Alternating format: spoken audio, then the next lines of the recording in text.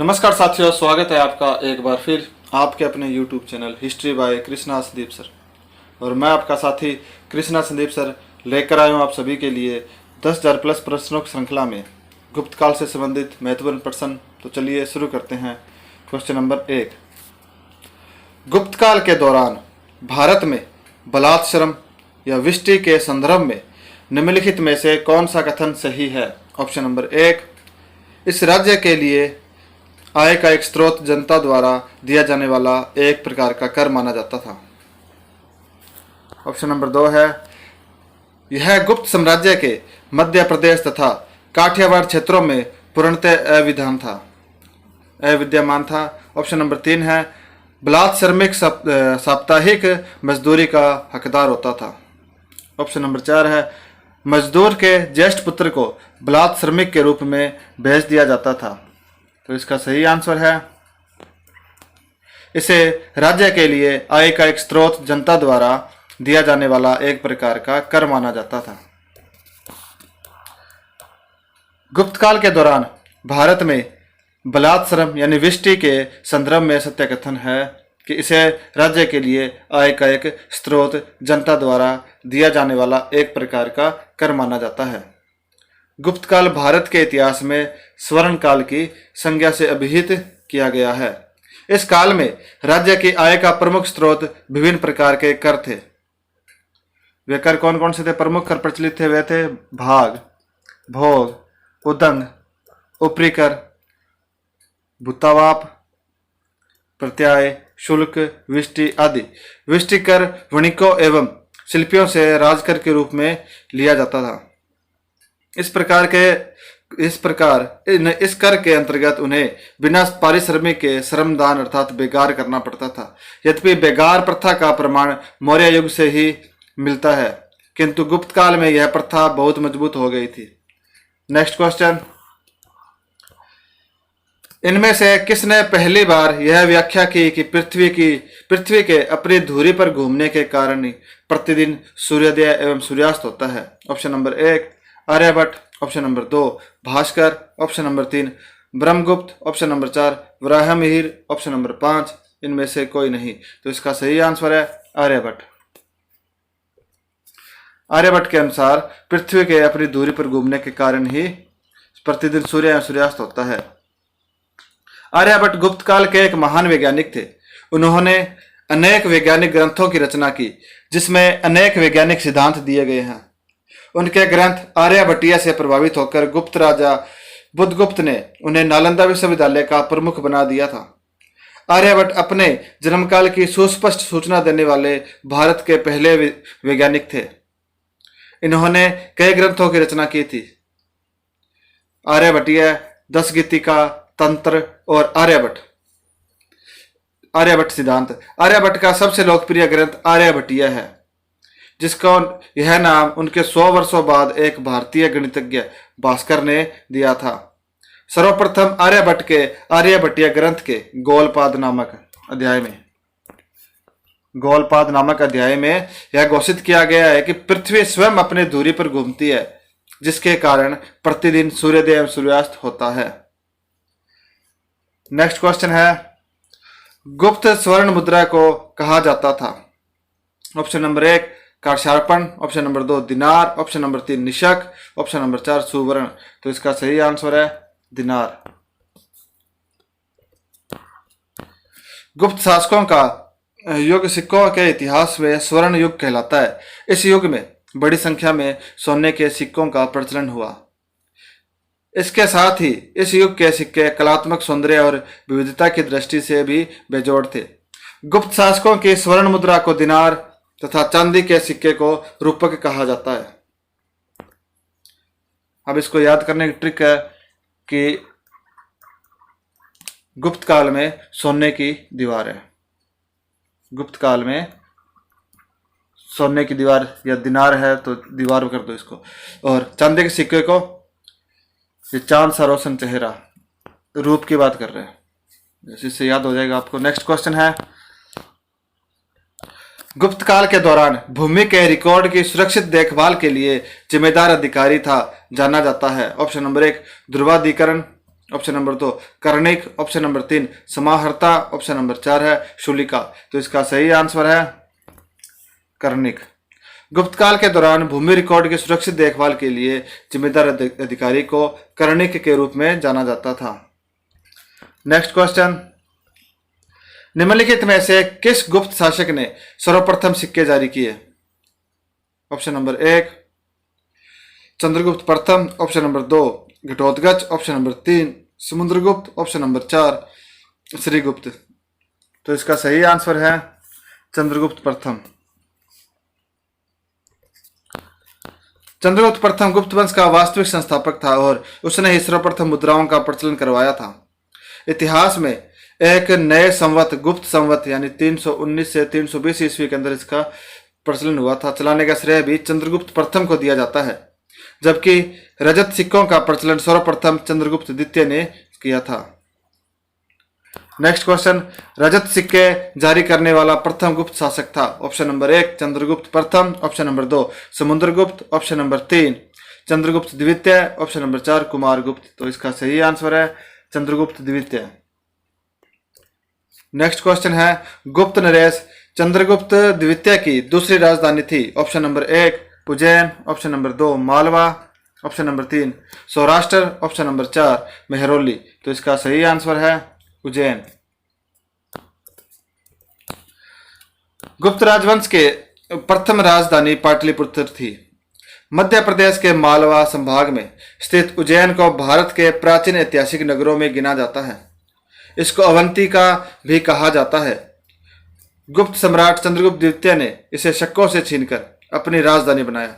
कालिदास ने मेघदूतम में इस नगर का अत्यंत ही मनमोहक वर्णन किया है।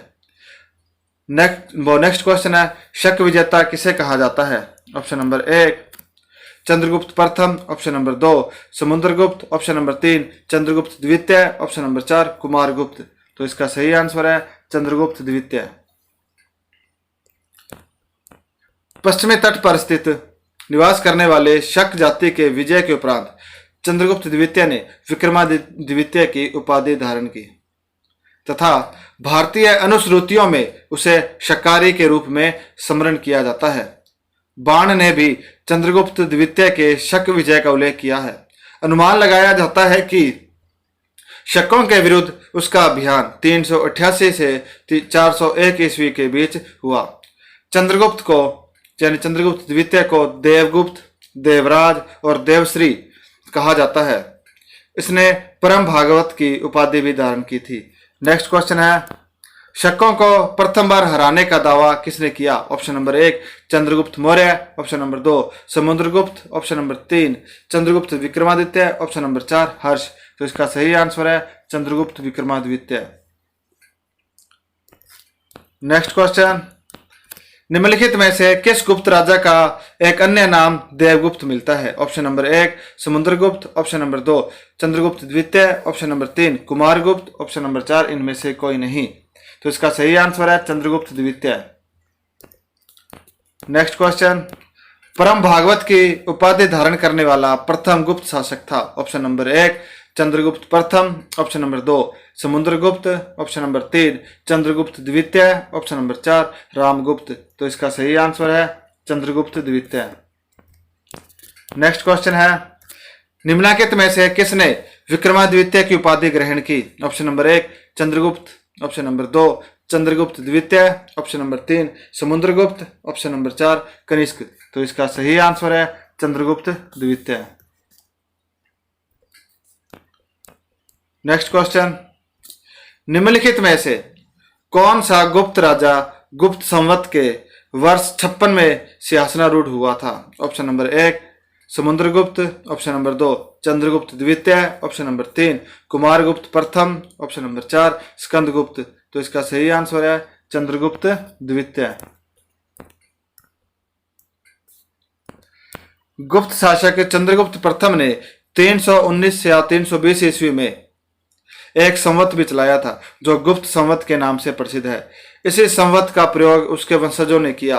अंतः प्रश्न के अनुसार 319 + 56 जोड़ने पर 375 ईस्वी आती है, जो कि चंद्रगुप्त द्वितीय का शासनकाल माना जाता है, जो 415 तक चला था।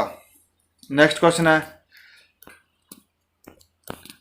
पृथ्वीया प्रथम वीर उपाधि थी? ऑप्शन नंबर 1 समुद्रगुप्त की, ऑप्शन नंबर 2 राजेंद्र प्रथम की, ऑप्शन नंबर 3 अमोघवर्ष की, ऑप्शन नंबर 4 गौतमी पुत्र सातकर्णी की। तो इसका सही आंसर है समुद्रगुप्त की।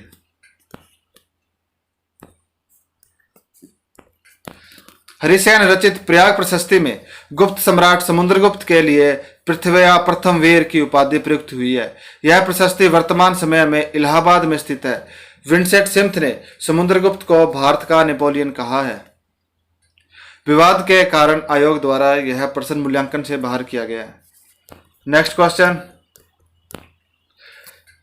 निम्नलिखित में से किसे भारत का नेपोलियन कहा जाता है? Option number 1 Chandragupta Maurya, option number 2 Samudragupta, option number 3 Chandragupta द्वितीय, ऑप्शन नंबर 4 हर्षवर्धन। तो इसका सही आंसर है समुद्रगुप्त को भारत का नेपोलियन कहा जाता है। चंद्रगुप्त का उत्तराधिकारी समुद्रगुप्त हुआ, जो 335 ईस्वी में राजगद्दी पर बैठा। इसने आर्यावृत के 9 शासकों और दक्षिणावृत के 12 शासकों को पराजित किया। इन्हीं विजयों के कारण इसे सिम्थ महोदय द्वारा भारत का नेपोलियन कहा गया है। हरिसेन इसका दरबारी कवि था। समुद्रगुप्त के इतिहास का सर्वप्रथम स्रोत उसी का अभिलेख है जिसे प्रयाग प्रशस्ति कहा जाता है। यह लेख मूलतः कौशाम्बी में खुदवाया गया था। यह ब्राह्मी लिपि में तथा विशुद्ध संस्कृत भाषा में लिखा हुआ है। संस्कृत की चंपू शैली का सुंदर उदाहरण कौन सा है? प्रयाग प्रशस्ति है। आर्यावर्त के द्वितीय युद्ध में उसने उत्तरी भारत के राजाओं का विनाश कर उन्हें अपने राज्य में मिला लिया। आर्यावर्त में 9 राजा थे। इस नीति को प्रदर्शित प्रशस्ति में पर्शभोद्रण कहा गया है।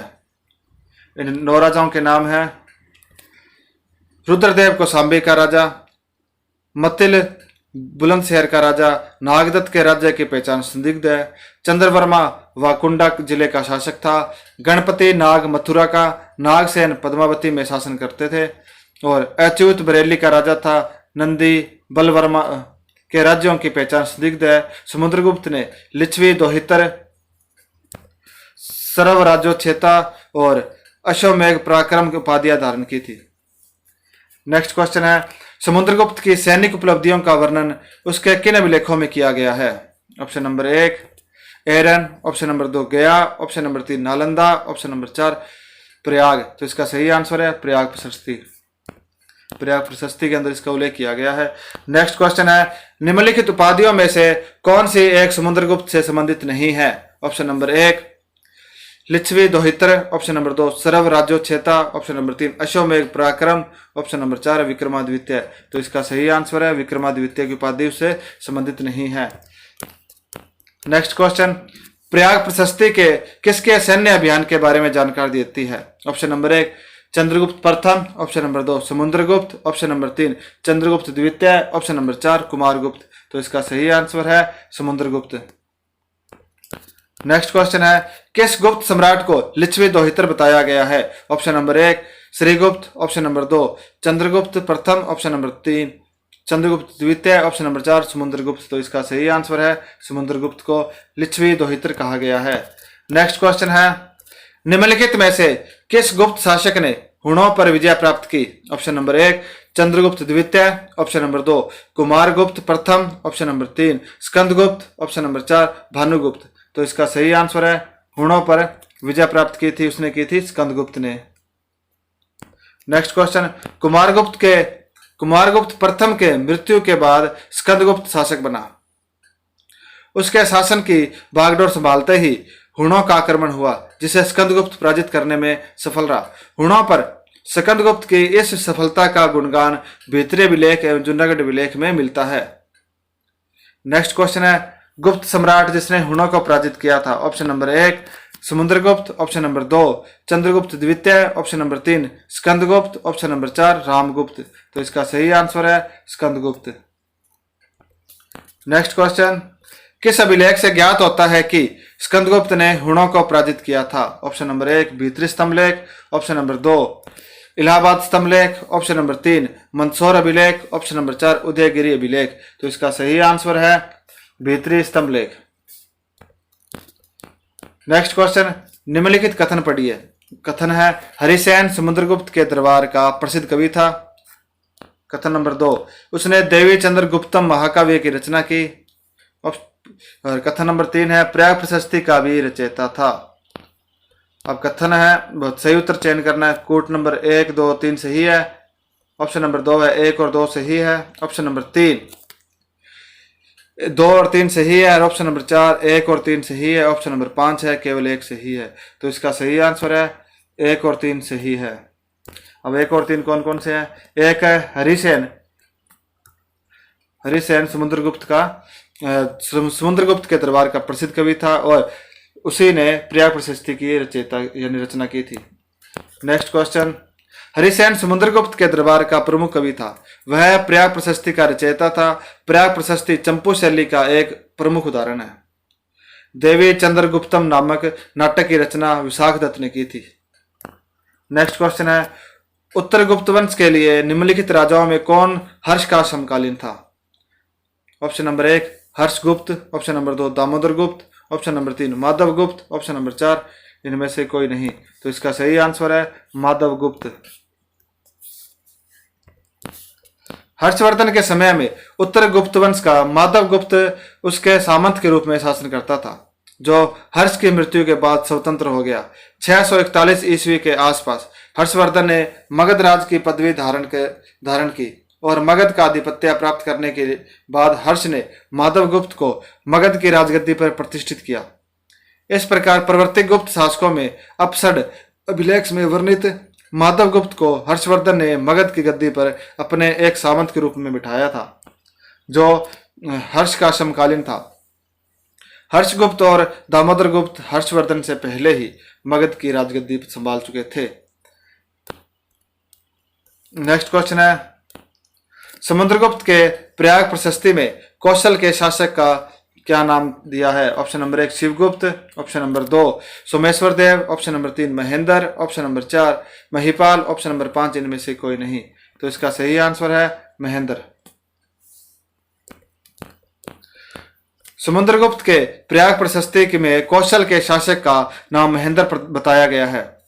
यहाँ कौशल का अभिप्राय दक्षिण कौशल से है, जिसमें आधुनिक मध्य प्रदेश के बिलासपुर, रायपुर और संबलपुर प्रदेश सम्मिलित थे।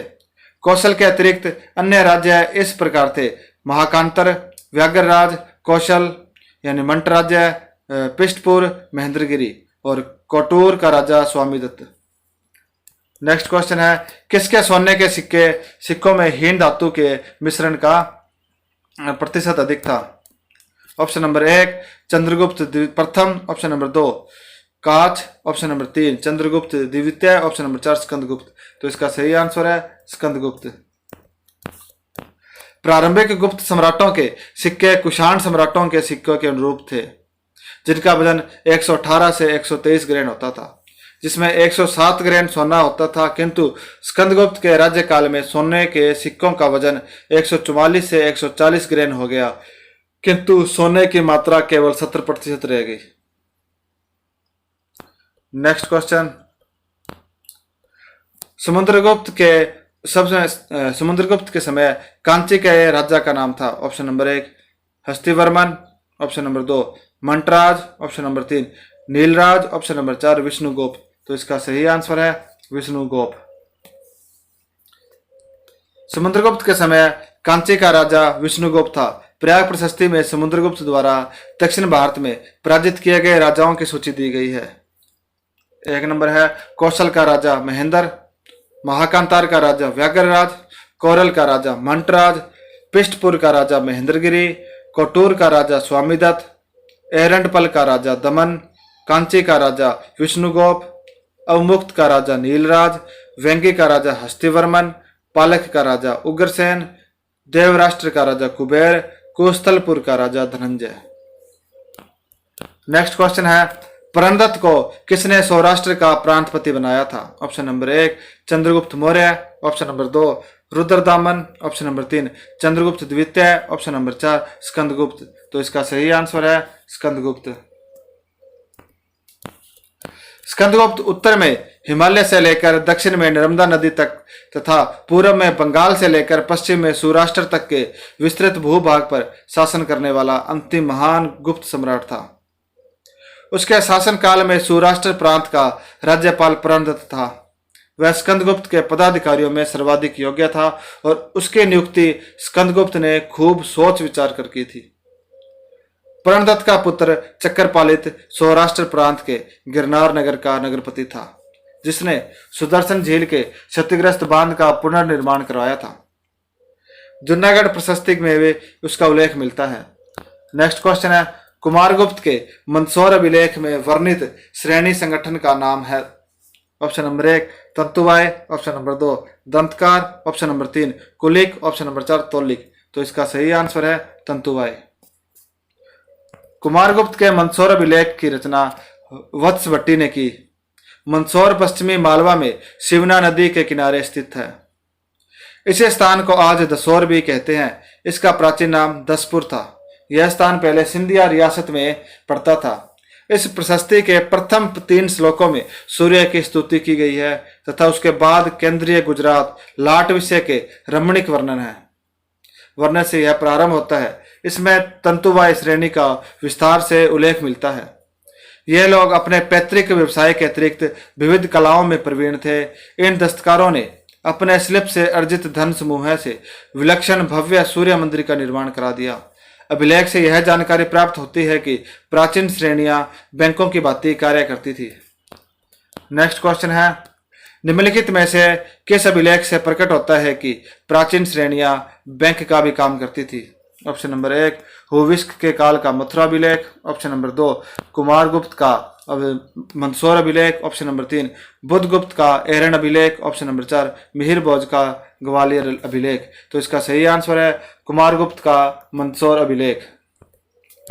नेक्स्ट क्वेश्चन, नालंदा विश्वविद्यालय के संस्थापक कौन थे। Option number 1 Chandragupta Vikramaditya, option number 2 Kumaragupta, option number 3 Dharmapala, option number 4 Pushyagupta. तो इसका सही आंसर है कुमारगुप्त।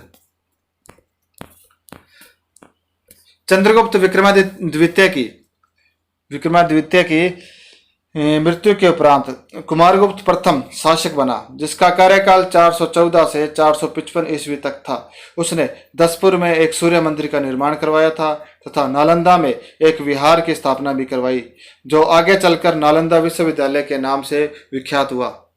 पाल शासक धर्मपाल ने विक्रमशिला विश्वविद्यालय की स्थापना की। नेक्स्ट क्वेश्चन है, फाहियान के यात्रा विवरण का नाम है। ऑप्शन नंबर 1 सेयुकी, ऑप्शन नंबर 2 येंतु, ऑप्शन नंबर 3 फो क्योंकि, ऑप्शन नंबर 4 फाचियन। तो इसका सही आंसर है फो क्योंकि। फाहियान चीन के शैनसी प्रांत की राजधानी चांगगान का रहने वाला था। उसने बौद्ध धर्म ग्रंथों के अध्ययनार्थ एवं बौद्ध तीर्थ स्थलों की यात्रा करने के उद्देश्य से भारत की यात्रा की। वह चंद्रगुप्त द्वितीय के शासनकाल में भारत आया। हालांकि उसने गुप्त राजाओं से संबंधित कोई विवरण नहीं दिया, लेकिन भारत की सांस्कृतिक दशा का सुंदर निरूपण किया गया है। फाहियान के यात्रा वृत्तांत का नाम फो क्योंकि है। सेयुकी ह्वेनसांग का यात्रा वृत्तांत है। ह्वेनसांग के एक सहयोगी विहिली ने ह्वेनसांग की जीवनी नामक एक ग्रंथ की रचना की है। ईसा की प्रथम शताब्दी में चीन में बौद्ध धर्म का प्रवेश होने पर चीनियों ने भारत के लिए तियेन चू या चू अंतु शब्द का प्रयोग किया है, लेकिन ह्वेनसांग के बाद वहां पर इंतु शब्द का चलन हो गया। नेक्स्ट क्वेश्चन है, फाहियान ने किसके व्यक्तित्व का विस्तृत विवरण दिया है। Option number 1 Samudragupta, option number 2 कांच, ऑप्शन नंबर 3 चंद्रगुप्त द्वितीय, ऑप्शन नंबर 4 इनमें से कोई नहीं। तो इसका सही आंसर है इनमें से कोई नहीं, यानी उसने फाहियान ने किसी भी राजा के बारे में कोई विस्तृत जानकारी नहीं दी है। नेक्स्ट क्वेश्चन है, चीनी यात्री फाहियान की भारत यात्रा के समय गुप्त वंश में कौन शासन करता था। Option number 1 Samudragupta, option number 2 Chandragupta द्वितीय, option number 3 Kumaragupta, option number 4 Skandagupta. तो इसका सही आंसर है चंद्रगुप्त द्वितीय। नेक्स्ट क्वेश्चन है, चीनी यात्री जिसने गुप्त काल में भारत की दशा का वर्णन किया है वह है। Option number 1 Yuan Chwang, option number 2 Fahien, option number 3 फन ए, ऑप्शन नंबर 4 इत सिंह। तो इसका सही आंसर है फाहियान। प्रसिद्ध चीनी यात्री फाहियान ने किसके शासनकाल में भारत की यात्रा की थी? ऑप्शन नंबर 1 चंद्रगुप्त प्रथम, ऑप्शन नंबर 2 चंद्रगुप्त द्वितीय, option number 3 Ramagupta, option number 4 Shrigupta. तो इसका और ऑप्शन नंबर 5 है उपयुक्त में से कोई नहीं। तो इसका सही आंसर है चंद्रगुप्त द्वितीय के काल में उसने फाहियान ने भारत की यात्रा की थी। नेक्स्ट क्वेश्चन है, चीनी यात्री फाहियान के यात्रा विवरण के संबंध में यह उल्लेख है कि वह गुप्त वंश के शासकों का कोई उल्लेख नहीं करता। ऑप्शन नंबर 2 गुप्त वंश का सविस्तार विवरण देता है। ऑप्शन नंबर 3 गुप्त प्रशासन की आलोचना करता है। ऑप्शन नंबर 4 हिंदू स्थापत्य और मूर्तिकला की प्रशंसा करता है। तो इसका सही आंसर है चीनी यात्री फाहियान के यात्रा विवरण के संबंध में उल्लेखनीय है कि वह गुप्त वंश के शासकों का कोई भी उल्लेख नहीं करता। नेक्स्ट क्वेश्चन, चीनी यात्री फाहियान का भारतीय भ्रमण 399 ईस्वी से प्रारंभ होता है। उसके यात्रा विवरण का सर्वाधिक महत्वपूर्ण तथ्य यह है कि वह कहीं भी अपने समकालीन गुप्त शासक चंद्रगुप्त विक्रमादित्य का उल्लेख नहीं करता, किंतु वह उसके धार्मिक सहिष्णुता तथा कुशल प्रशासन की प्रशंसा करता है। नेक्स्ट क्वेश्चन है, मथुरा स्तंभ शिलालेख के अनुसार उदिताचार्य ने 2 शिवलिंगों को किन नामों से प्रतिष्ठित किया है? ऑप्शन नंबर 1 घटेश्वर एवं कदमेश्वर, ऑप्शन नंबर 2 नागेश्वर एवं एकनाथ, ऑप्शन नंबर 3 है कपिलेश्वर एवं उपमितेश्वर, ऑप्शन नंबर 4 है नंजुदेश्वर एवं शिलेश्वर। तो इसका सही आंसर है कपिलेश्वर एवं उपमितेश्वर। चंद्रगुप्त विक्रमादित्य के काल के लेखों में मथुरा स्तंभ लेख का महत्वपूर्ण स्थान है। संस्कृत गद्य में लिखा हुआ यह पहला प्रमाणिक गुप्त लेख है जिनमें तिथि का उल्लेख हुआ है। इस अभिलेख से व्यक्त होता है कि पाशुपत धर्म का लंकुलिश संप्रदाय इस नरेश के राज्यकाल में विशेष रूप से मथुरा में अत्यंत लोकप्रिय था। इस अभिलेख में उदिताचार्य का उल्लेख आता है जो कि भगवान कुशिक की 10वीं पीढ़ी में एवं पराशर की 4थी पीढ़ी में आता है। उसने अपने पुण्य के विस्तार एवं गुरुओं की ख्याति की अभिवृद्धि हेतु गुरु मंदिर में कपिल विमल एवं उपमित विमल की मूर्तियों की स्थापना की थी। नेक्स्ट क्वेश्चन है, कौन सा गुप्तकालीन अभिलेख आर्य उदिताचार्य का भागवत कुशिक के वंशज के रूप में उल्लेख करता है?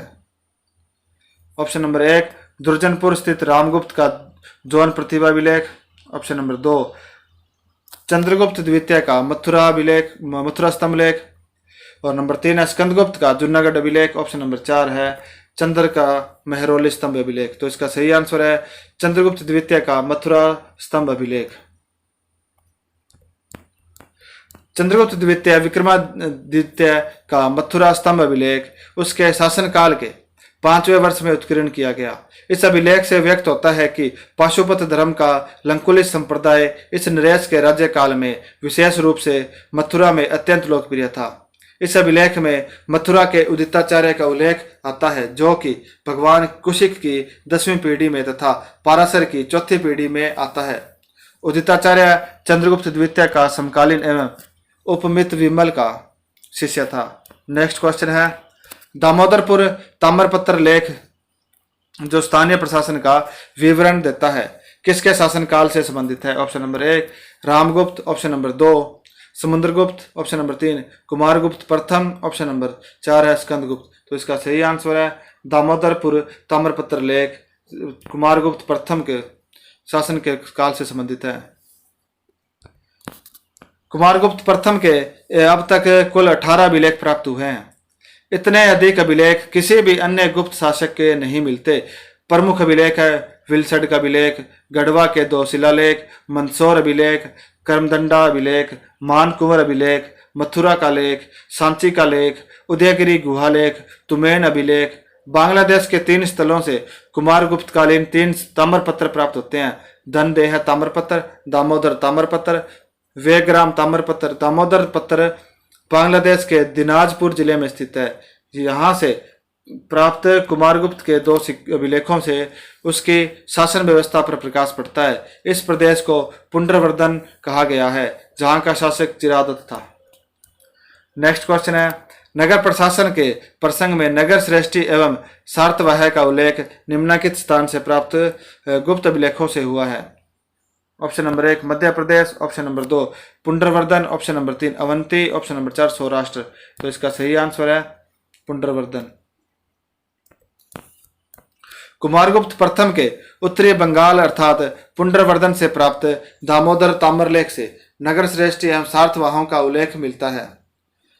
नेक्स्ट क्वेश्चन है, सत्य प्रथा का अभिलेखीय साक्ष्य कहाँ से मिलता है। ऑप्शन नंबर 1 भित्री अभिलेख, ऑप्शन नंबर 2 एरन अभिलेख, ऑप्शन नंबर 3 जूनागढ़ अभिलेख, ऑप्शन नंबर 4 देवगांव अभिलेख। तो इसका सही आंसर है एरन अभिलेख। गुप्त काल में सती प्रथा का एकमात्र उल्लेख या अभिलेखीय साक्ष्य 510 ईसा पूर्व, यानी ईसा पूर्व नहीं, माफ कीजिए, 510 ईस्वी का भानुगुप्त का एरन अभिलेख है। इसके अनुसार भानुगुप्त के मित्र गोपराज की मृत्यु के बाद उसकी पत्नी सती हो गई। नेक्स्ट क्वेश्चन है, 437 से 438 ईस्वी के मंदसौर अभिलेख में निम्नलिखित में से किस श्रेणी का द्वारा एक भव्य सूर्य मंदिर के निर्माण का उल्लेख मिलता है। ऑप्शन नंबर 1 बढ़इयों की, ऑप्शन नंबर 2 तेलियों की, ऑप्शन नंबर 3 है रेशम बुनकरों की, ऑप्शन नंबर 4 शिल्पियों की। तो इसका सही आंसर है रेशम बुनकरों की। बुनकरों की श्रेणी ने एक सूर्य मंदिर का निर्माण करवाया तथा उसकी देखरेख के लिए अक्षय निधि यानी एक ट्रस्ट की स्थापना की, जिसके ब्याज में व्यापार आदि चलाए जाते थे। इसका विवरण मंदसौर अभिलेख से उल्लेखित है। नेक्स्ट क्वेश्चन है, निम्न में से कौन एक अभिलेख लोहा स्तंभ पर पाया गया है। ऑप्शन नंबर 1 प्रयाग प्रशस्ति, ऑप्शन नंबर 2 मेहरौली प्रशस्ति, ऑप्शन नंबर 3 एरन प्रशस्ति, ऑप्शन नंबर 4 जूनागढ़ प्रशस्ति। तो इसका सही आंसर है मेहरौली प्रशस्ति। मेहरौली प्रशस्ति अभिलेख लोहा स्तंभ पर पाया गया है। दिल्ली के समीप मेहरौली के इस लोहा स्तंभ यानी कुतुब मीनार पर चंद्र नामक राजा की विजय कृति अंकित है। चंद्र ने विष्णु ध्वज के रूप में स्तंभ का निर्माण किया था। लिपि विज्ञान के आधार पर इसे 4वीं शताब्दी का माना जा सकता है। हम इसे चंद्रगुप्त द्वितीय का इसलिए मानते हैं कि वह एक विष्णु भक्त था जो अपने को परम भागवत कहलाता था या कहता था। निम्न में से किसने अपने बराबर गुफा अभिलेख में अपने पिता को सामंत चूड़ामणि के नाम से उद्धृत किया है। ऑप्शन नंबर 1 प्रवर सेन द्वितीय, ऑप्शन नंबर 2 भानगा, option number 3 Prabhakar Vardhan, option number 4 Anant Varman. तो इसका सही आंसर है अनंत वर्मन। शार्दुल वर्मन अपने बराबर और नागार्जुन पहाड़ियों के गुफा अभिलेख में अपने पिता अनंत वर्मन को सामंत चूड़ामणि नाम से उद्धृत किया गया है। बाण के अनुसार उनकी राजधानी कनौज में थी। मुख्य शाखा के अतिरिक्त एक करद वंश गया प्रदेश पर राज्य करता था। गया के बारबरा और नागार्जुनी पहाड़ियों के गुफा अभिलेखों से हमें इस वंश के 3 नाम मिलते हैं, यज्ञवर्मन, शार्दुल वर्मन और अनंत वर्मन। ये गुप्त सम्राटों के सामंत एवं सहायक राजा थे।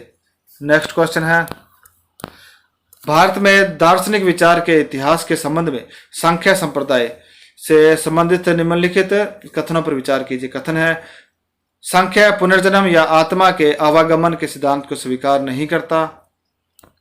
कथन नंबर 2 है, सांख्य की मान्यता है कि आत्म ज्ञान की ही मोक्ष की ओर ले जाता है, न कि बाह्य प्रभाव अथवा कारक। उपयुक्त कथन में से चयन कीजिए। अब कूट दिया, इसमें केवल 1 नंबर सही है, ऑप्शन नंबर 2 है केवल 2, ऑप्शन नंबर 3 है केवल 1 और 2, ऑप्शन नंबर 4 है न तो 1 और न ही 2। तो इसका सही आंसर है केवल 2 सही है। सांख्य की मान्यता है कि आत्मज्ञान ही मोक्ष की ओर ले जाता है, न कि कोई बाह्य प्रभाव या कारक। सांख्य अद्वैत वेदांत से सर्वथा विपरीत मान्यता रखने वाला दर्शन है। इसके प्रतिपादक कपिल मुनि थे। सांख्य का शाब्दिक अर्थ है संख्या संबंधी विश्लेषण होता है। इस दर्शन के वर्तमान में 2 मौलिक ग्रंथ भी उपलब्ध है। पहला 6 अध्यायों वाला सांख्य प्रवचन सूत्र और दूसरा 70 कारिकाओं वाला सांख्य कारिका। सांख्य दर्शन में पुनर्जन्म एवं आत्मा के आवागमन के सिद्धांत को माना जाता था। सांख्य दर्शन में मोक्ष के ज्ञान मार्ग पर विशेष बल दिया गया है। नेक्स्ट क्वेश्चन है, गुप्त वंश के निम्नलिखित शासकों को क्रम से लिखिए। एक पर चंद्रगुप्त, दो, पॉइंट नंबर 2 है समुद्रगुप्त, नंबर 3 है चंद्रगुप्त द्वितीय, नंबर 4 है स्कंदगुप्त कुमारगुप्त और नंबर 5 है स्कंदगुप्त। तो इसका कालक्रम है, 1 पे चंद्रगुप्त, 2 पर समुद्रगुप्त, नंबर 3 पर है चंद्रगुप्त द्वितीय, 4 पर है कुमारगुप्त और 5 पर है स्कंदगुप्त। तो ये चारों कालक्रमानुसार ही व्यवस्थित हैं। गुप्त वंश के शासकों का क्रमानुसार शासनकाल इस प्रकार है। चंद्रगुप्त 319 से 335 ईस्वी, समुद्रगुप्त 335 से 375 ईस्वी और चंद्रगुप्त द्वितीय 375 से 415 ईस्वी, कुमारगुप्त 415 से 454 ईस्वी और स्कंदगुप्त है 455 से 467 ईस्वी। नेक्स्ट क्वेश्चन है, भारतीय इतिहास के संदर्भ में निम्नलिखित में से कौन सा सामंती व्यवस्था का अनिवार्य तत्व है? ऑप्शन नंबर 1, अत्यंत सशक्त केंद्रीय राजनीतिक सत्ता और अत्यंत दुर्बल प्रांतीय एवं स्थानीय राजनीतिक सत्ता। ऑप्शन नंबर 2 है, भूमि के नियंत्रण तथा स्वामित्व पर आधारित प्रशासनिक संरचना का उदय। ऑप्शन नंबर पॉइंट नंबर 3 है, सामंत तथा उसके अधिपति के बीच स्वामी दास संबंध का बनना। अब ऑप्शन नंबर 1 दिया इसका केवल 1 और 2, ऑप्शन नंबर 2 है केवल 2 और 3, ऑप्शन नंबर 3 है केवल 3, ऑप्शन नंबर 4 है ये तीनों ही सही है। तो इसका सही आंसर है केवल 2 और 3। 2 और 3 क्या है? भूमि के नियंत्रण तथा स्वामित्व पर आधारित प्रशासनिक संरचना का उदय हुआ और सामंत तथा उसके अधिपति के बीच स्वामीदास संबंध का बनना शुरू हुआ। सामंती व्यवस्था में राजा की शक्ति यानी केंद्रीय कमजोर हुई जबकि अंतिम एवं स्थानीय शासक सशक्त हुए। अंतः कथन एक गलत है।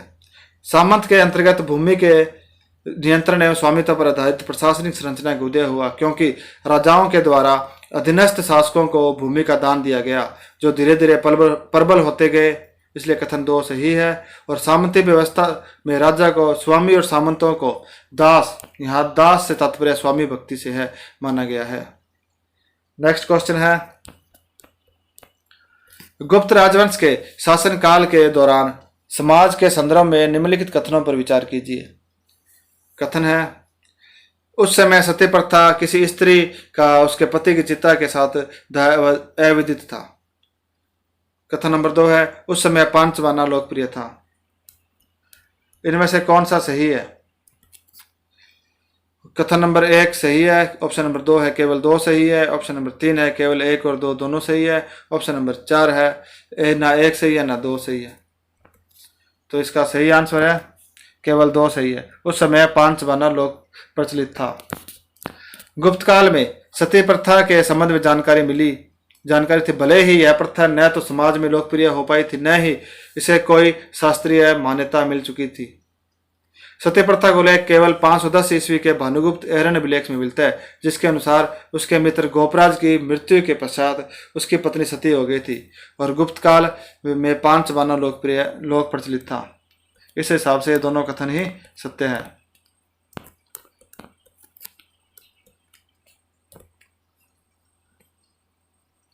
ये दोनों कथन ही सत्य हैं।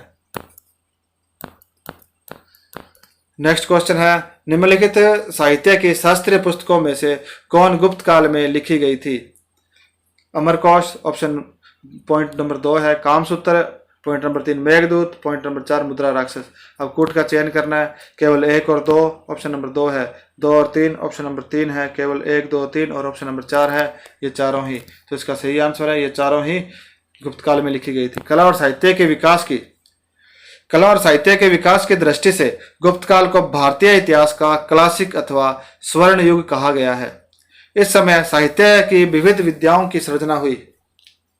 अमर सिंह ने अमरकोश की रचना की, वात्स्यायन ने कामसूत्र का सृजन किया, कालिदास ने महाकाव्य एवं नाटकों की रचना की जिसमें ऋतुसंहार, मेघदूत, कुमार संभव, रघुवंश कालिदास के काव्य कृतियां हैं तथा मालविकाग्निमित्रम, अभिज्ञान शाकुंतलम, विक्रमोर्वशीय कालिदास की नाट्य कृतियां हैं। एक अन्य नाट्यकार विशाख दत्त जिसके नाटक ऐतिहासिक जानकारी के लिए महत्वपूर्ण है वे है मुद्रा राक्षस, देवी, चंद्रगुप्तम। इस प्रकार ये चारों पुस्तकें गुप्त काल की है। नेक्स्ट क्वेश्चन है, निम्नलिखित में से कौन सा सही सुमेलित नहीं है? कुमारगुप्त मंदसौर अभिलेख, प्रतीक तक्षशिला अभिलेख, और प्रभावती गुप्ता उदयगिरी अभिलेख, और उसके बाद समुद्रगुप्त एरन अभिलेख। तो इसमें सही सुमेलित नहीं है प्रभावती गुप्ता उदयगिरी गुहालेख, यह सही सुमेलित नहीं है। उदयगिरी गुहालेख गुप्त शासक कुमारगुप्त प्रथम का अभिलेख है।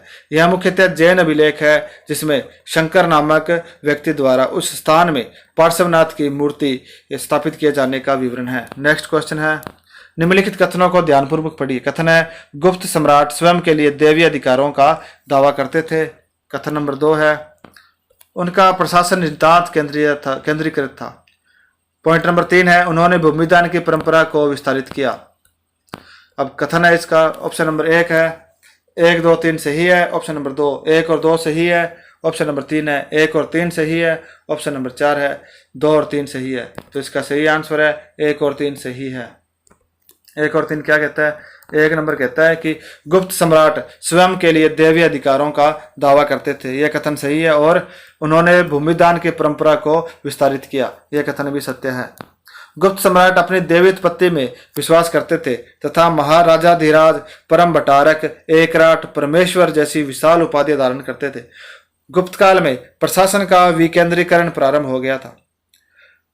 गुप्त शासकों ने भूमिदान की परंपरा को विस्तारित किया। मंदिरों तथा ब्राह्मणों को भी भूमिदान में दी जाती थी, उसे अग्रहार कहा जाता था। इस प्रकार की भूमि सभी करों से मुक्त होती थी तथा उनके ऊपर धारकों का पूर्ण स्वामित्व होता था। नेक्स्ट क्वेश्चन है, सही सुमेलित करना है इनको।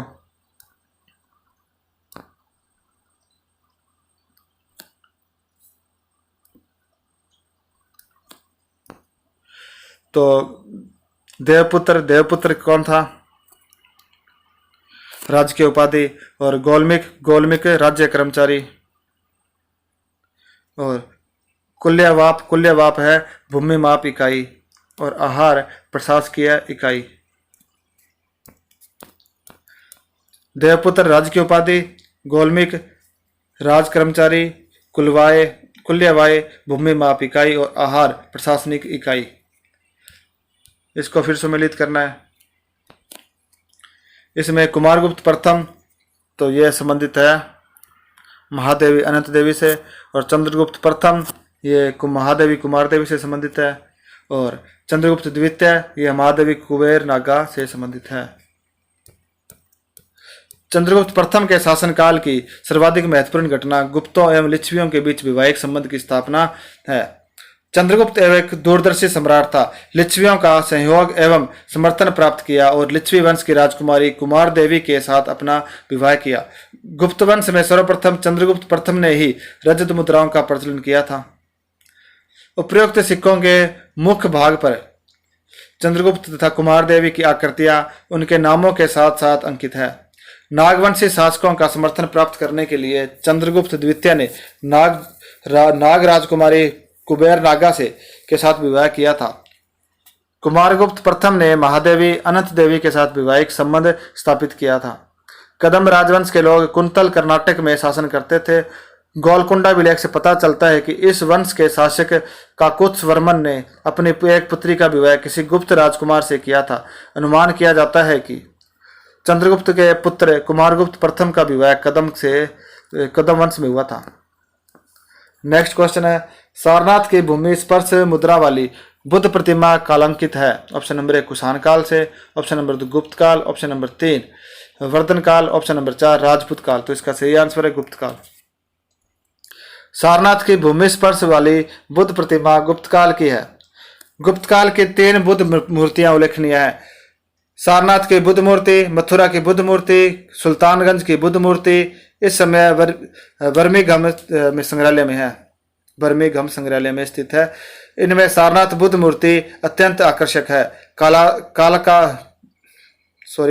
कलाकार को बुद्ध के शांत एवं निष्प्रह भाव को व्यक्त करने में अद्भुत सफलता मिली है। नेक्स्ट क्वेश्चन है, सामंत प्रथा प्राचीन भारत के किस युग में व्यापक रूप से फैली? Option number 1 Maurya, option number 2 Kushan, option number 3 Satavahana, option number 4 गुप्त काल। तो इसका सही आंसर है गुप्त काल। सामंतवाद का अंकुरण सातवाहन शक कुषाण काल में हुआ तथा राजपूत काल तक आते आते यह समाज में पूर्णतया प्रतिष्ठित हो गया। सामंतवाद का सबसे अधिक विकास गुप्त काल में देखने को मिलता है। सामंत शब्द का अर्थ कौटिल्य के अर्थशास्त्र में स्वतंत्र पड़ोसी के अर्थ में किया गया है। सर्वप्रथम अशव घोष ने बुद्ध चरित्र में इस शब्द का प्रयोग जागीरदार के लिए किया है। नेक्स्ट क्वेश्चन, किस काल में भूमि अनुदान की प्रक्रिया तीव्र हो गई? Option number 1 Satavahana, option number 2 Gupta काल, ऑप्शन नंबर 3 गुप्तोत्तर, ऑप्शन नंबर 4 मौर्य काल। तो इसका सही आंसर है गुप्त काल। नेक्स्ट क्वेश्चन, प्राचीन भारत में किस वंश का शासनकाल स्वर्ण युग कहा जाता है? Option number 1 Maurya, option number 2 Shunga, option number 3 गुप्त, ऑप्शन नंबर 4 मगध। तो इसका सही आंसर है गुप्त।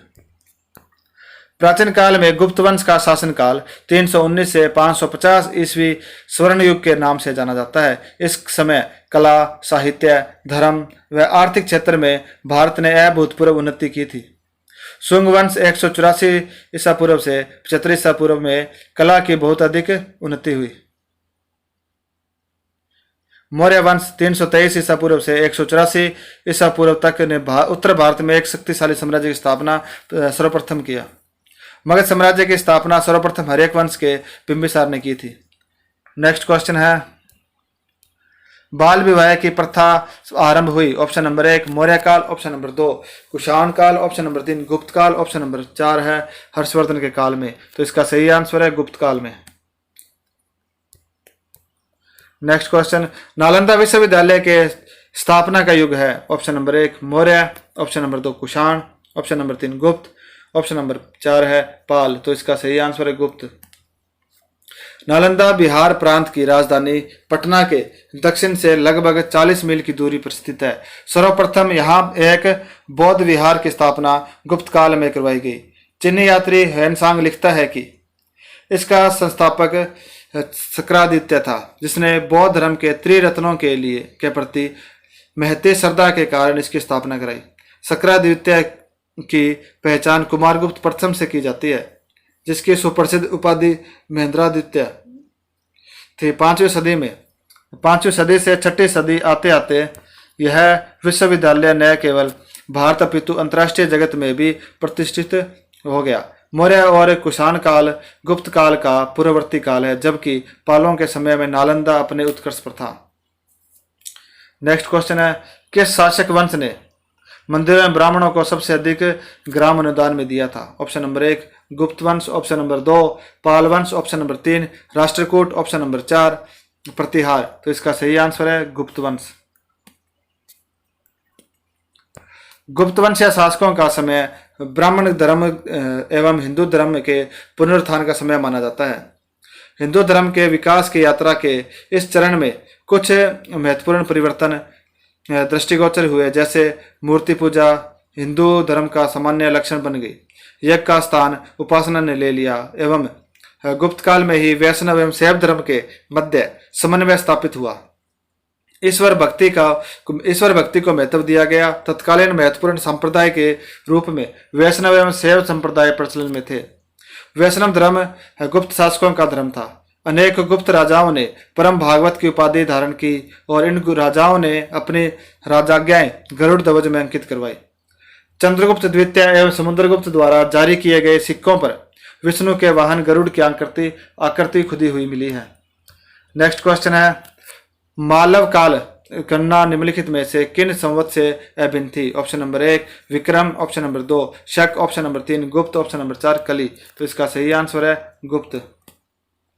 मालव काल गणना गुप्त से संबंध है। चक्रवर्ती गुप्त राजाओं तथा उनके सामंतों के उल्लेखों में गुप्त का प्रयोग मिलता है। इसकी स्थापना चंद्रगुप्त प्रथम ने 319 ईस्वी में की थी। नेक्स्ट क्वेश्चन है, कौन सा राजवंश हुणों के आक्रमण से अत्यंत विचलित हुआ? Option number 1 Maurya, option number 2 Kushan, option number 3 गुप्त, ऑप्शन नंबर 4 शुंग। तो इसका सही आंसर है गुप्त। गुप्त शासक स्कंदगुप्त के काल में हुणों के प्रबल आक्रमण हुए, जिसका नेता खुसनेवास था, परंतु स्कंदगुप्त ने इस आक्रमण को विफल कर दिया। बाद में पुरुगुप्त व बुद्धगुप्त बालादित्य के समय तोरमान एवं मिहिर कुल के अचानक आक्रमण हुए। गुप्त साम्राज्य का उदय कुषाण साम्राज्य के दवसांशेश्वर पर हुआ था। चंद्रगुप्त प्रथम गुप्त वंश का प्रथम राजा हुआ, उसके पश्चात उसका पुत्र समुद्रगुप्त शासक बना। नेक्स्ट क्वेश्चन है, पूर्व गुप्त काल में कहापन क्या था? कहापन या कारशापन क्या था? ऑप्शन नंबर 1 है एक अधिकारी, ऑप्शन नंबर 2 विलास की वस्तु, ऑप्शन नंबर 3 एक सिक्का, ऑप्शन नंबर 4 बंदरगाह है। तो इसका एक सही आंसर है एक सिक्का। पूर्व गुप्त काल में कहापन या कारशापन एक सिक्का था। नारद और बृहस्पति की सिक्कों की तालिकाओं से इस तथ्य की पुष्टि होती है कि गुप्त काल में सिक्कों का प्रचलन बड़े पैमाने पर विद्यमान था। नारद की तालिका निम्नलिखित है: 48 काकड़ी बराबर में 1 माश या 1 पण, 20 माश या एक पण बराबर चांदी का 1 कारशापन या अंडिका, 4 कारशापन या अंडिका बराबर 1 घानक, 12 घानक या 48 चांदी के कारशापन बराबर 1 सुवर्ण। नेक्स्ट क्वेश्चन है, प्राचीन भारत में कारीगरों की संस्था क्या कहलाती थी? ऑप्शन नंबर 1 विषय, ऑप्शन नंबर 2 श्रेणी, ऑप्शन नंबर 3 समिति, ऑप्शन नंबर 4 है संघ। तो इसका सही आंसर है श्रेणी। जब उद्योगों और व्यापार में लगे व्यक्ति संगठित होकर अपने हितों की रक्षा करने के लिए एक संस्था बनाते हैं तो श्रेणी का जन्म होता है, अर्थात संगठित व्यापारिक एवं औद्योगिक समूह को श्रेणी कहा जाता था। जातक में कहा गया है कि एक ही कार्य करने वाले लोगों का समूह श्रेणी है। मंदसौर अभिलेख से पता चलता है कि रेशम बुनकरों की एक श्रेणी ने 437 से 438 ईस्वी में भव्य सूर्य मंदिर का निर्माण करवाया। यह श्रेणियां बैंकों का भी कार्य करती थी।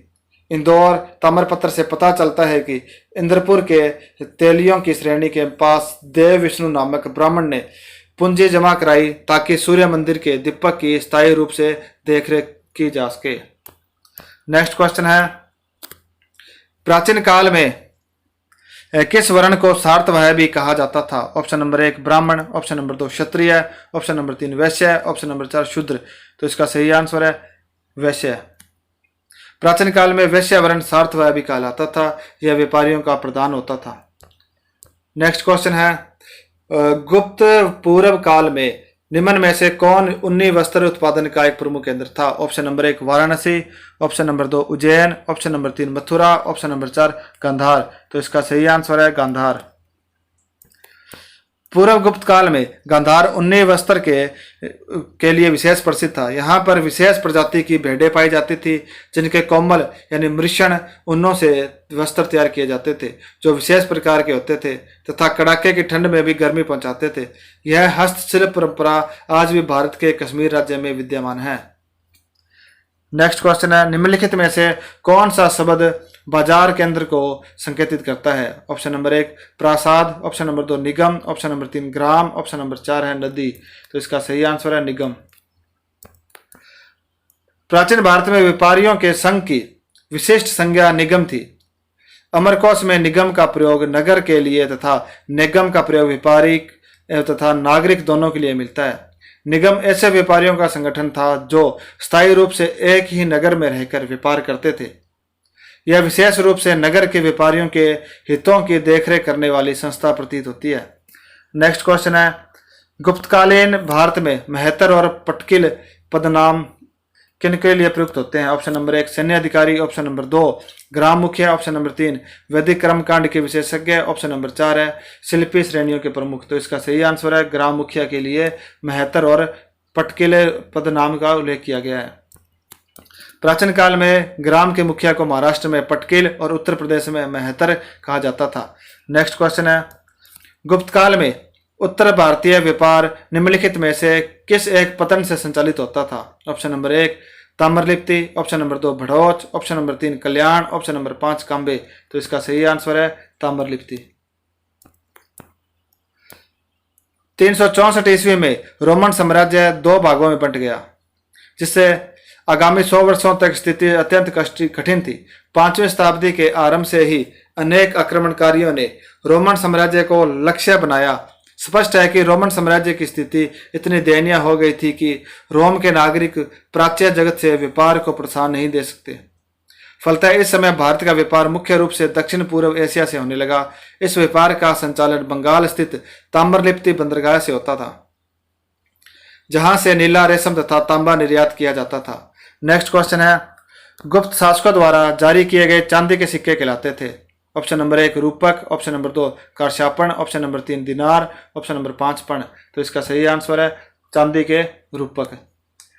गुप्त राजाओं ने सर्वाधिक स्वर्ण मुद्राएं जारी की। इनकी स्वर्ण मुद्राओं में स्वर्ण की मात्रा कुषाणों की स्वर्ण मुद्राओं की तुलना में कम थी। गुप्त राजाओं ने गुजरात को विजित करने के उपरांत चांदी के सिक्के चलाए, जिन्हें रूपक कहा जाता था। मौर्यकालीन सिक्कों को आहत सिक्के भी कहा जाता था। पण चांदी का सिक्का था। यह मौर्यकालीन अर्थव्यवस्था का आधार एवं प्रमुख मुद्रा थी। सोने, चांदी तथा तांबा एवं रागा चारों धातुओं से कारशापण बनता था। नेक्स्ट क्वेश्चन है, गुप्त स्वर्ण एवं रजत सिक्के मूलतः निम्नलिखित के सिक्कों पर आधारित थे? ऑप्शन नंबर 1 रोमन और शक क्षत्रप, ऑप्शन नंबर 2 कुषाण और योधेय, ऑप्शन नंबर 3 कुषाण और शक क्षत्रप, ऑप्शन नंबर 4 है रोमन और कुषाण। तो इसका सही आंसर है कुषाण और शक क्षत्रप।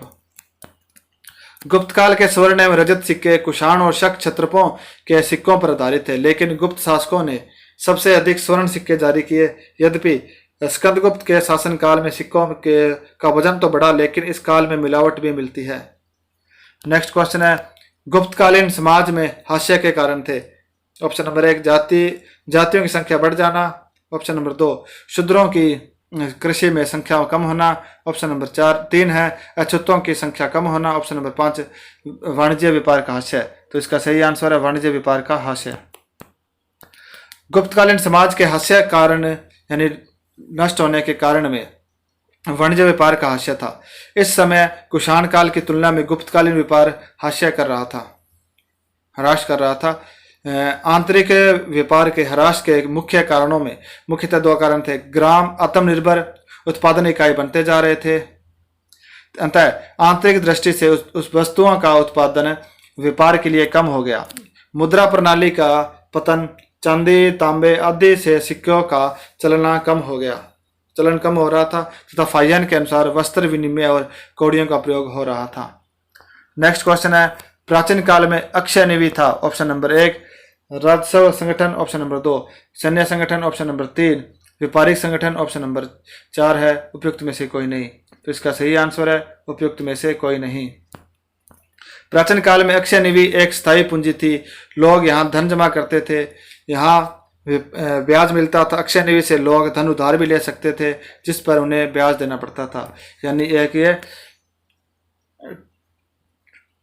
ट्रस्ट था, ये एक प्रकार से ये अक्षय निधि एक ट्रस्ट था। नेक्स्ट क्वेश्चन है, भाग और बलि थे? ऑप्शन नंबर 1 सैनिक विभाग, ऑप्शन नंबर 2 राजस्व के स्रोत, ऑप्शन नंबर 3 धार्मिक अनुष्ठान, ऑप्शन नंबर 4 है प्रशासनिक विभाग। तो इसका सही आंसर है राजस्व के स्रोत।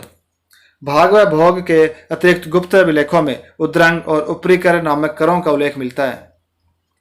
एल.पी. शर्मा ने उद्रंग को भोग का पर्यायवाची माना है। राजा भूमि का मालिक माना जाता था और वह भूमि से उत्पन्न उत्पादन के 1 भाग यानी 6वां भाग का अधिकारी था। इस कर को भाग के नाम से पुकारा जाता था। बलि एक प्रकार का धार्मिक कर था। कृषक भूमि कर हिरण्य अर्थात नगद या मेय अर्थात अन्न के तौल दोनों रूपों में दे सकता था। नेक्स्ट क्वेश्चन है, अधोलिखित में कौन गुप्तकालीन स्वर्ण मुद्रा है? ऑप्शन नंबर 1 कौड़ी, ऑप्शन नंबर 2 दिनार, option number 3 Nishank, option number 4 पण। तो इसका सही आंसर है दिनार।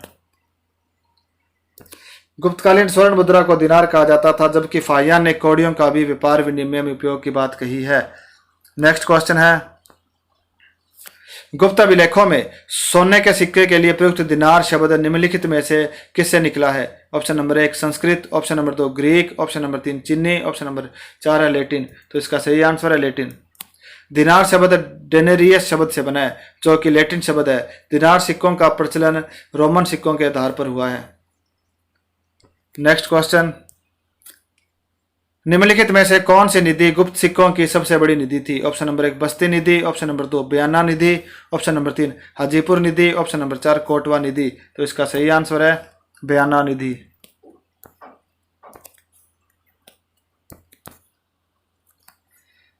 उत्कीर्ण लेखों की तरह मुद्रा भी गुप्त इतिहास के अध्ययन के लिए बड़ा ही महत्वपूर्ण साधन है। गुप्त काल में सोने के सिक्कों का बाहुल्य था और 1949-50 ईस्वी में पर्याप्त मात्रा में बयाना बोर्ड से लगभग 2200 सिक्कों सोने के सिक्के मिले हैं, जो अब तक की प्राप्त सबसे बड़ी निधि है। इस निधि से प्राप्त सिक्कों से जहां एक और राजनीतिक इतिहास के निर्धारण में सहायता मिलती है, वहीं दूसरी ओर तत्कालीन संस्कृति और मानवोचित दैनंदिन जीवन के यानी दैनिक जीवन के अध्ययन का भी आधार मिलता है। गुप्तकालीन सिक्कों पर कुषाणकालीन सिक्कों की छाप मिलती है। नेक्स्ट क्वेश्चन है, निम्नलिखित में से कौन उद्रंग कर चुकाते थे? ऑप्शन नंबर 1 पराजित राजा, ऑप्शन नंबर 2 व्यापारी, ऑप्शन नंबर 3 किसान, ऑप्शन नंबर 4 है विदेशी। तो इसका सही आंसर है किसान। गुप्त अभिलेखों में भाग व भोग के अतिरिक्त उद्रंग एवं उपरी कर नामक करों का उल्लेख मिलता है। इतिहासकारों के अनुसार उद्रंग राज्य को दिया जाने वाला भूमिकर था।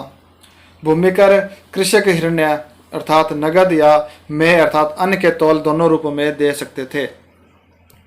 नेक्स्ट क्वेश्चन है, गुप्तकाल में प्रांतपति किस नाम से जाने जाते थे? ऑप्शन नंबर 1 उपरी महाराज, उपरिक महाराज, ऑप्शन नंबर 2 कुमार मात्य, ऑप्शन नंबर 3 विषयपति, ऑप्शन नंबर 4 है राजस्थानीय। तो इसका सही आंसर है उपरिक महाराज। गुप्तकाल में प्रशासनिक सुविधा के लिए साम्राज्य को अनेक प्रांतों में विभक्त किया गया था। प्रांत को देश, अवनी तथा भुक्ति कहा जाता था। गुप्त प्रशासन के प्रमुख प्रांत है सौराष्ट्र, पश्चिमी मालवा यानी अवंती, पूर्वी मालवा यानी एरन, तिरभुक्ति, पुंडरवर्धन, मगध आदि थे। भुक्ति के शासक को उपरिक कहा जाता था, जिसकी नियुक्ति सम्राट द्वारा की जाती थी तथा वह सम्राट के प्रति ही उत्तरदायी होता था। सीमांत प्रदेशों के शासक गोप्ता कहलाते थे, जिसकी नियुक्ति सम्राट पर्याप्त सोच विचार के करता था। ऊपरी के पद पर कार्य प्राय राजकुमार अथवा राजकुल से संबंधित व्यक्तियों को ही यह पद प्रदान किया जाता था। चंद्रगुप्त द्वितीय का छोटा पुत्र गोविंद गुप्त तिरभुक्ति पूर्वी मालवा का राज्यपाल था। विषयपति को कुमार मात्य कहा गया है। नेक्स्ट क्वेश्चन है, गुप्त तथा गुप्तोत्तर अभिलेख में वर्णित नल शब्द का आशय है। ऑप्शन नंबर 1 है सिंचाई का साधन, ऑप्शन नंबर 2 भूमि का माप, ऑप्शन नंबर 3 जल निकास व्यवस्था, ऑप्शन नंबर 4 है अनाज की माप। तो इसका सही आंसर है भूमि का माप। गुप्तकाल में भूमि से अलग अलग वाद लिया जाता था। नल, नाड़ु, कुल्यावाप, द्रोण एवं पाटक गुप्त तथा गुप्तोत्तर काल में भूमि माप की इकाई थी। नल या नाड़ु भूमि के माप के लिए प्रयुक्त होने वाले धातु की छड़ या उसी लंबाई की रस्सी को कहा जाता था। नल की लंबाई स्थानीय परंपराओं के अनुसार भिन्न भिन्न होती थी। गुप्त अभिलेखों में भूमिकर को उद्रंग तथा भागकर कहा गया है। स्मृति ग्रंथों में इसे राजा की वृत्ति कहा गया है। नारद के अनुसार राजा प्रजा रक्षक के बदले में उपज का षष्ठांश राजस्व के रूप में प्राप्त करने का अधिकारी होता था। गुप्त काल में राजस्व का छठा भाग ही लिया जाता था। भूमिकर नगद तथा अथवा अन्य दोनों में दिया जा सकता था। राजस्व का प्रमुख स्रोत चुंगी थी, जो नगर में आने वाली वस्तुओं के ऊपर लगाई जाती थी। नेक्स्ट क्वेश्चन है, निम्नलिखित में से विधवाओं के संपत्ति संबंधी अधिकारों की किसने उदार व्याख्या की है? Option number 1 Manu, option number 2 Narad, option number 3 Yajnavalkya, option number 4 है बृहस्पति। तो इसका सही आंसर है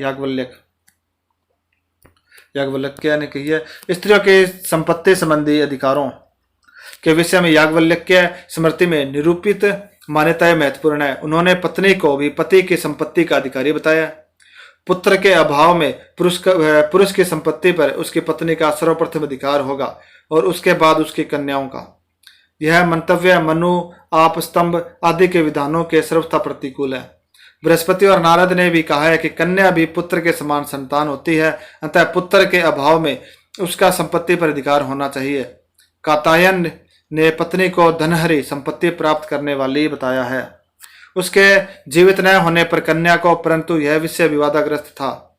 ऐसे भी शास्त्रकार हुए हैं जिन्होंने विधवा को संपत्ति के अधिकारिणी नहीं माना है। नारद के अनुसार संतानहीन व्यक्ति की संपत्ति राज्य को प्राप्त हो जानी चाहिए। यद्यपि राजा का यह कर्तव्य है कि वह विधवा का पालन पोषण करे। नारद ने इसे सनातन धर्म कहा है।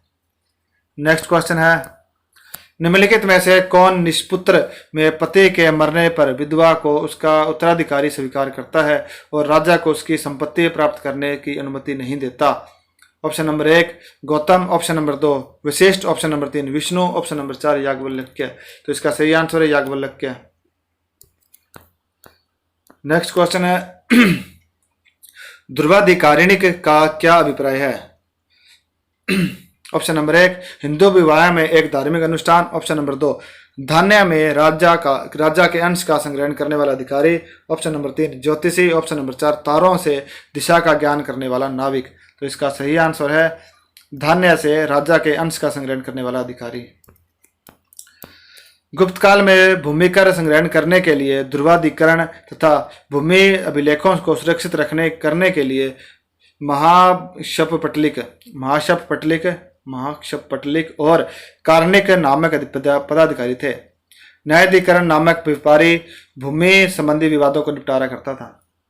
नेक्स्ट क्वेश्चन है वह श्रेणी जो कुमारगुप्त प्रथम के काल में लाट से आकर दसपुर में बस गई थी किंतु वस्तुओं के व्यापार में संलग्न थी। ऑप्शन नंबर 1 रतन, ऑप्शन नंबर 2 तेल, ऑप्शन नंबर 3 लवण, ऑप्शन नंबर 4 पटवस्त्र। तो इसका सही आंसर है पटवस्त्र।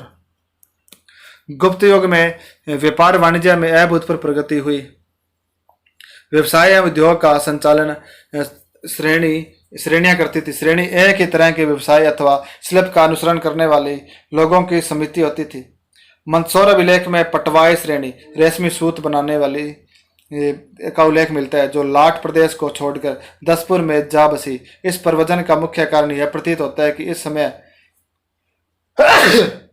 माफ कीजिए साथियों, इस समय पश्चिमी देशों के साथ व्यापार लाभकारी नहीं रहा गया। नेक्स्ट क्वेश्चन है चंद्रगुप्त के 9 रत्नों में से निम्न में से कौन फलित ज्योतिष से संबंधित था? Option number 1 Vararuchi, option number 2 शंकु, option number 3 शपनक, option number 4 Amar Singh. तो इसका सही आंसर है शपनक। चंद्रगुप्त विक्रमादित्य की एक विद्यानुरागी सम्राट था। उसके दरबार में विभिन्न विषयों में पारंगत 9 रत्न होने की बात कही गई है। ये 9 रत्न थे धन्वंतरी, शपनक, अमर सिंह, शंकु, बेताल भट्ट, घटकरपर, कालिदास, वरामिहिर, वररुचि। शपनक फलित ज्योतिष से संबंधित था। उसकी कोई मूल पुस्तक तो नहीं मिलती लेकिन फलित ज्योतिष के विषय में उसके द्वारा कहे गए श्लोक उद्धरण के रूप में ज्योतिष की पुस्तकों में मिलते हैं। नेक्स्ट क्वेश्चन है गुप्त साम्राज्य के पतन के विभिन्न कारण थे। निम्नलिखित में से कथनों में कौन सा कारण नहीं था? ऑप्शन नंबर 1 हुणों का आक्रमण, यह कारण था। नंबर 2 प्रशासन का सामंतीय ढांचा, यह कारण भी था। नंबर 3 है उत्तरवर्ती गुप्तों का बौद्ध धर्म स्वीकार करना, यह कारण भी था। और नंबर 4 अरब आक्रमण, यह कारण इसका नहीं है। गुप्तों के समय हुणों का आक्रमण हुआ। गुप्त प्रशासन में सामंतवाद का बोलबाला था तथा बाद के शासकों ने बौद्ध धर्म स्वीकार कर लिया था जिसमें सामंजस्य भंग हुआ। नेक्स्ट क्वेश्चन है गुप्त साम्राज्य द्वारा निम्न में से किन्हें कर रहित कृषि भूमि प्रदान की जाती थी? ऑप्शन नंबर 1 सैन्य अधिकारियों को, ऑप्शन नंबर 2 सिविल अधिकारियों को, ऑप्शन नंबर 3 ब्राह्मणों को, ऑप्शन नंबर 4 दरबारी विद्वानों को। तो इसका सही आंसर है ब्राह्मणों को। गुप्त साम्राज्य द्वारा ब्राह्मणों को कर मुक्ति कृषि भूमि प्रदान की जाती थी जिसे ब्रह्मदेह कहा गया जाता था। नेक्स्ट क्वेश्चन है इनमें से कौन गुप्तकालीन स्थानीय नगर प्रशासन समिति के अधिकारी के सदस्य थे? पूर्वपाल, सातवाह, प्रथम कुनिक, प्रथम कायस्थ। ऑप्शन नंबर 2 पूर्वपाल, सातवाह, द्वारपाल, कर्णिक। ऑप्शन नंबर 3 है सातवाह, प्रथम कुलिक, प्रथम कायस्थ। नंबर 4 है पूर्वपाल, प्रथम कुलिक, प्रथम कायस्थ। तो इसका सही आंसर है सातवाह, प्रथम कुलिक और प्रथम कायस्थ। विषय पट्टिका प्रधान कार्यालय अधिष्ठान में होता था जहां अधिकरण अर्थात ऑफिस रहता था उसके सहायता के लिए भी स्थानीय प्रतिनिधियों की एक समिति होती थी। विषय में 4 सदस्यों की एक गैर सरकारी परामर्श समिति कार्य करती थी। इसमें नगर श्रेष्ठी, सातवाह, प्रथम कुलिक और प्रथम कायस्थ होते थे जो क्रमशः नगर, व्यापार, उद्योग और शासन का प्रतिनिधित्व करते थे। नेक्स्ट क्वेश्चन है गुप्त काल में वैदेशिक व्यापार का कौन सा नया मार्ग जोड़ा गया? ऑप्शन नंबर 1 दक्षिणी अफ्रीका जाने का सामुद्रिक मार्ग। नंबर 2 अलेक्जेंड्रिया जाने वाला सामुद्रिक मार्ग। नंबर 3 है चीन जाने वाला स्थल मार्ग। और नंबर 4 है उत्तरी रूस जाने वाला स्थल मार्ग। तो इसका सही आंसर उत्तरी रूस जाने वाला स्थल मार्ग। गुप्त काल भारतीय युग का स्वर्ण काल है। इस युग में पहले से प्रयोग में लाए जाने वाले वाणिज्यिक मार्गों के अतिरिक्त नए व्यावसायिक मार्गों की खोज हुई, जिसमें एक प्रमुख मार्ग कैस्पियन सागर से होते हुए रूस तक चला गया। यह स्थलीय मार्ग था। नेक्स्ट क्वेश्चन है, गुप्त काल के संदर्भ में कौन सा वक्तव्य सही नहीं है? ऑप्शन नंबर 1, गुप्त शासकों ने प्रचलित स्वर्ण मानक को और ऊंचा कर सिक्के निर्मित किए। ऑप्शन नंबर 2, गुप्त काल में कौड़ी द्वारा विनिमय का प्रमाण मिलता है। ऑप्शन नंबर 3, गुप्त शासक रोम से व्यापार करते थे। ऑप्शन नंबर 4, गुप्त काल के अभिलेख में दिनार का उल्लेख प्राप्त होता है। तो इसका इनमें से सही नहीं है, वह है गुप्त शासकों ने प्रचलित स्वर्ण मानक को और ऊंचा कर सिक्के निर्मित किए थे। उन्होंने सोने की मात्रा कम कर दी थी, यानी मिलावट ज्यादा होने लगी थी। गुप्त शासकों द्वारा प्रचलित स्वर्ण सिक्कों में मिलावट की मात्रा अधिक थी, जिससे गुप्त स्वर्ण सिक्कों का मानक स्तर निम्न कोटि का था। यद्यपि गुप्त काल में सर्वाधिक स्वर्ण सिक्के प्रचलित थे, लेकिन सर्वाधिक शुद्ध सिक्के कुषाणों के थे। नेक्स्ट क्वेश्चन है, गुप्त युग में भूमि राजस्व की दर क्या थी? ऑप्शन नंबर 1, उपज का चौथा भाग। ऑप्शन नंबर 2, उपज का छठा भाग। ऑप्शन नंबर 3, उपज का 8वां भाग। ऑप्शन नंबर 4, उपज का आधा भाग। तो इसका सही आंसर है उपज का छठा भाग। गुप्त युगीन स्मृतियों के अनुसार राजा अपनी प्रजा के प्रति किए गए सेवाओं के बदले उपज का छठा भाग पाने का अधिकारी होगा। इसे भाग कहा जाता था, जो तत्कालीन राजस्व का मुख्य स्रोत था। इसके अतिरिक्त भोग, उद्रंग, ऊपरी कर आदि कर भी गुप्त काल में लिया जाता था। प्रजा को यह सुविधा दी थी वह कर को नगद या हिरण्य या अनाज के में चुका सकते थे। नेक्स्ट क्वेश्चन है, गुप्त काल में गुजरात, बंगाल, दक्कन एवं तमिल राष्ट्र में स्थित केंद्र किससे संबंधित थे? ऑप्शन नंबर 1, वस्त्र उत्पादन। ऑप्शन नंबर 2, बहुमूल्य मणि एवं रत्न। ऑप्शन नंबर 3, हस्तशिल्प। ऑप्शन नंबर 4, अफीम खेती। तो इसका सही आंसर है वस्त्र उत्पादन। गुप्त काल में कपड़े का निर्माण करना इस काल का प्रमुख उद्योग था। अमरकोश में कताई, बुनाई, हथकरघा, धागे आदि का संदर्भ इसी विषय में आया है। गुजरात, बंगाल, दक्कन एवं तमिल प्रदेश में इस समय वस्त्र उद्योग के प्रसिद्ध केंद्र थे, जिसमें तमिलनाडु का उरेयूर सबसे प्रसिद्ध था।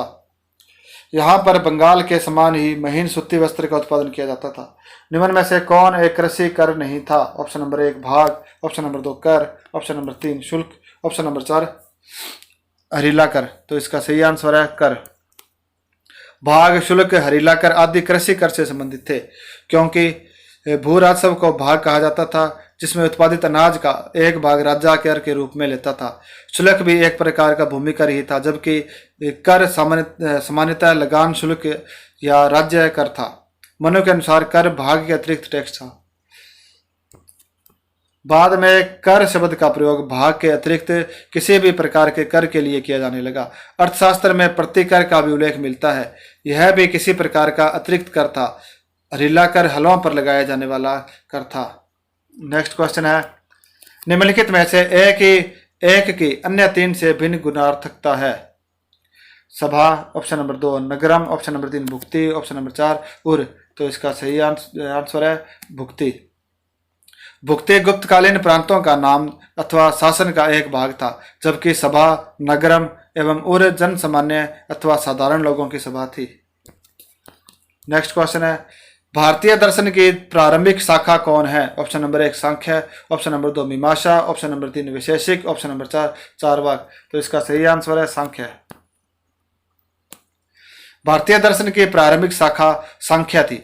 इसके प्रतिपादक कपिल थे। सांख्य दर्शन के अनुसार जगत की उत्पत्ति ईश्वर से नहीं बल्कि प्रकृति से हुई है। 4वीं शताब्दी के बाद इस दर्शन में सृष्टि का कारण प्रकृति और पुरुष दोनों को माना जाने लगा। यह दर्शन पहले भौतिकवादी था, बाद में अध्यात्म की ओर मुड़ गया। इस दर्शन के अनुसार मोक्ष की प्राप्ति यथार्थ ज्ञान से ही हो सकती है।